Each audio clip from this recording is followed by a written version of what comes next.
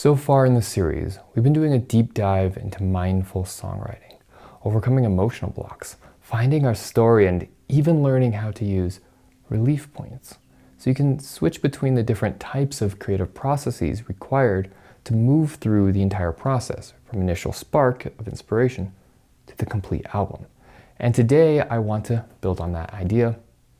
And in the most ADHD way possible, I wanted to add another extra video to this 10-part series, as I believe this is a crucial step in the process and will help change how you approach your own creative process.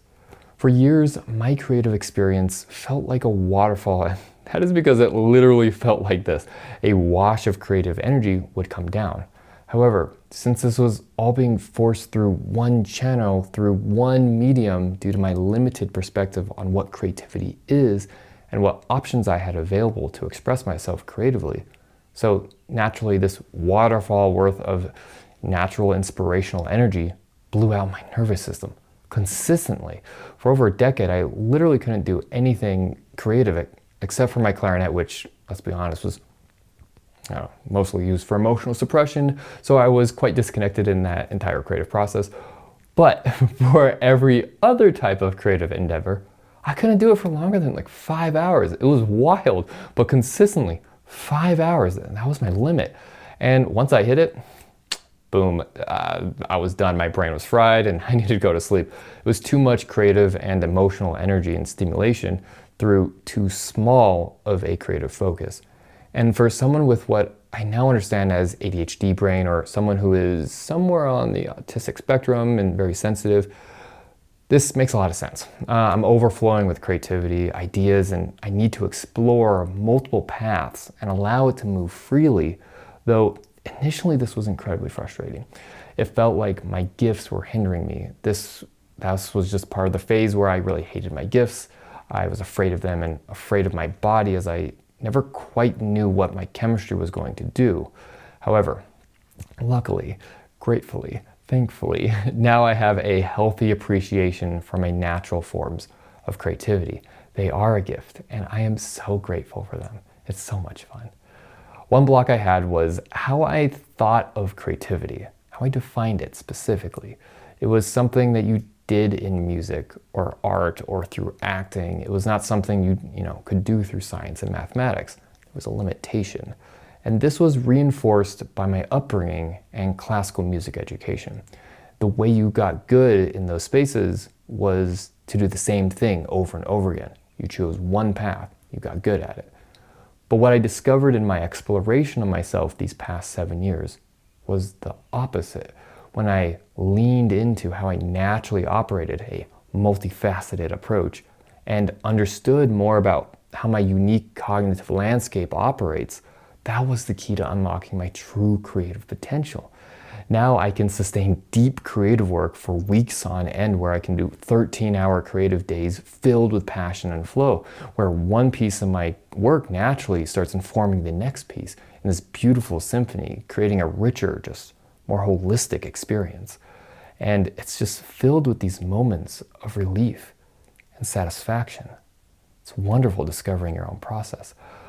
This video, though, is for my fellow ADHD musicians and multimedia, multifaceted creators who are amazing, but might be a little stuck. So anyone who feels like they have too much creative energy that's overwhelming them, rather than serving them, and it might even be stopping you from completing your creative projects. Because it burns you out, then you move on to the next project before you completed the one that you're currently working on. And the cycle continues. In this video, we're going to talk about how to stop fighting your natural flow and instead lean into your natural, unique strengths and the places where you can really excel, so you can finish your album or any creative project you're working on. The 3-step process is about taking you from a place where you thought was a hindrance and providing it the environment to thrive, so you can have a much more rich and wholesome creative experience. No rigid, frigid hearts and frozen creative minds here anymore. A line from my album. Anyways, we are cultivating a new, richer creative experience for ourselves, which will be uniquely yours, as we are one of one. every single one of us, and there is no one that is quite like you. So lean into that. Step 1, curiosity. Where does your creative energy want to go? And identify your creative channels within you. The first step is to deeply understand your own creative metabolism. Instead of thinking of it as scattered and random, start seeing your too much creativity as a network of different energies channels in your body, like a creative nervous system with hundreds of pathways and energies that it could go through. You can, practice this now, of course, though the next time you are inspired, in that moment, pause. Breathe. And notice the physical sensations in your body as the creativity and inspiration rushes through you. Where is the energy flowing? Is it flowing through your mind, through your arms, your heart, maybe through your feet into the ground? And notice what thoughts start coming to mind. Where are you being led? If you start feeling tension anywhere or have any judgmental thoughts up here, like, ooh, a research project could be cool. Oh, wait, I can't do that. That's science. And tension begins to form. Or I want to do something creative, but not science. Pause. Breathe. Let the idea flow and see where it goes. All forms of creation is a creative act, no matter what category we have assigned it internally. Eventually, we will start directing this flow similar to the episode 4.5, where we learned how to shift gears within one type of creative act with relief points. Though here, we just want to notice where it naturally wants to go and observe and be curious about this fascinating process within you. It's really quite wonderful. As you continue to settle into that moment, what revelations have you begun to notice about you and your process? This, of course, may take more than one take, but keep pursuing this revelation, this release moment. It's amazing when you gain perspective about this part of yourself and how you naturally operate. For me, my creativity, always wants to be flowing through creative emotional expression, musical expression, administrative gifts, some research. Ooh, yes, dancing. Ooh, my analytical problem-solving mind, and there are just so many more available opportunities, honestly, and they're just waiting to be explored. And I used to think, in order to finish this song, to write a song, to finish the album, I needed to do it step by step. The way I was taught, the way you see it on YouTube, it's the way that you accomplished writing a song. That actually slowed my process for years. It took me 2 years to write my first song because of all the emotional blocks. And luckily, I've completed my first song and my new album is coming out soon. And what I've learned is that a more effective method for me is actually let my brain and my heart naturally go where it wants to go.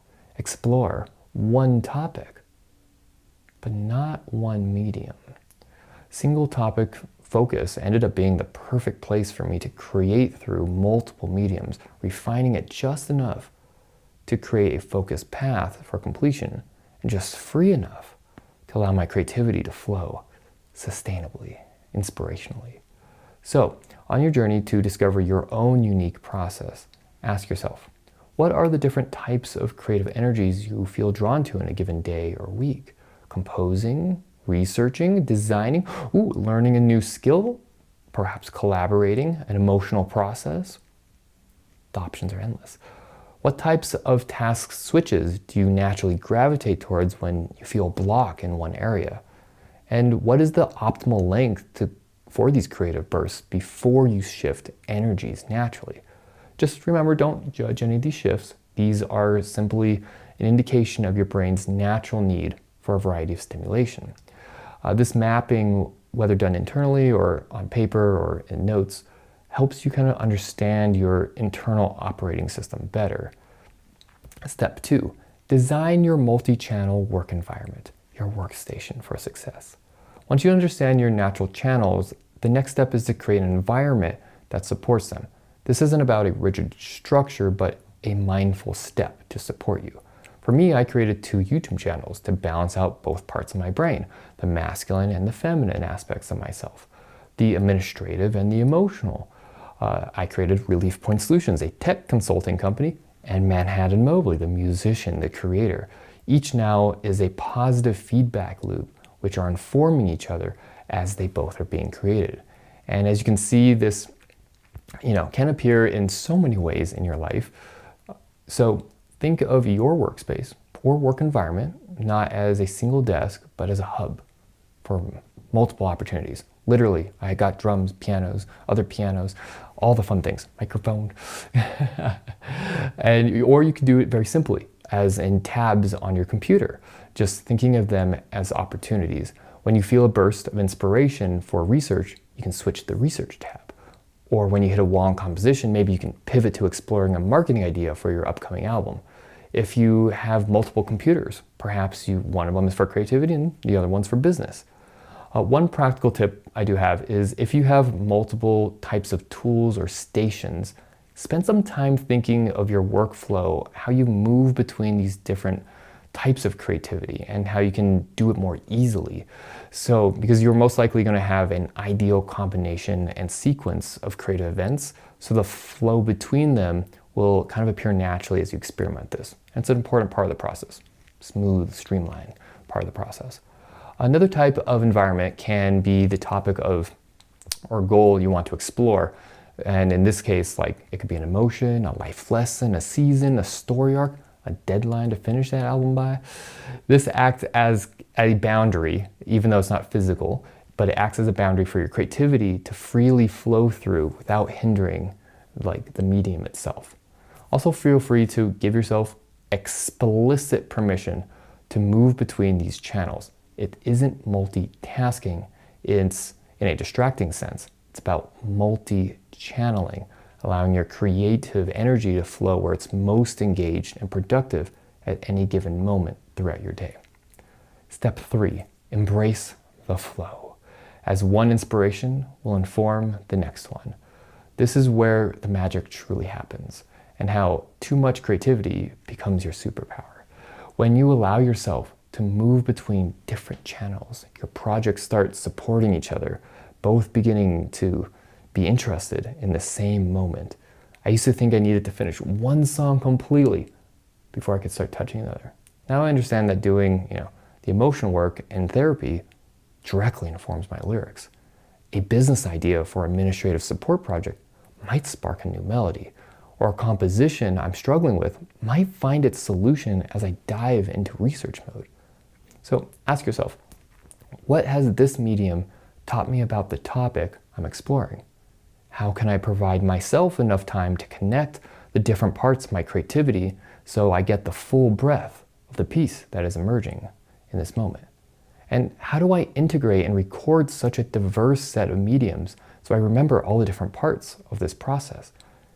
So leaning into having too much creativity and a mind that's constantly seeking new avenues has been one of the most liberating breakthroughs in my artistic life.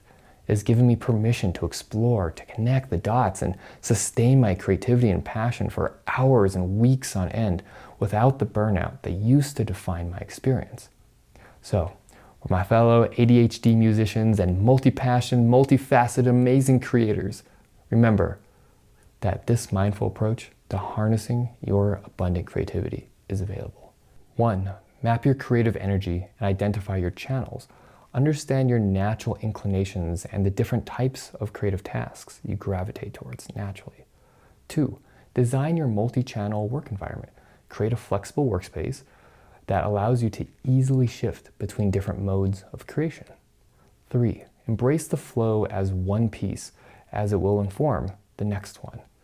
This journey is all about understanding how you naturally operate and giving yourself the freedom to excel within that unique framework that you've created for yourself. I can't wait to hear how this reframes and excels and amplifies your creative process. What's one area that you feel like your too much creativity can now become a superpower? Let me know in the comments below. If this video has helped you embrace your unique creative process, please like and subscribe so you don't miss the next video in the series about songwriting mindfully for trained musicians. This video series is all about learning how to more deeply and clearly express ourselves. Stay present with all of the ups and downs that come along with this process. It's a journey. Thank you for watching, and keep expressing yourselves. Many blessings.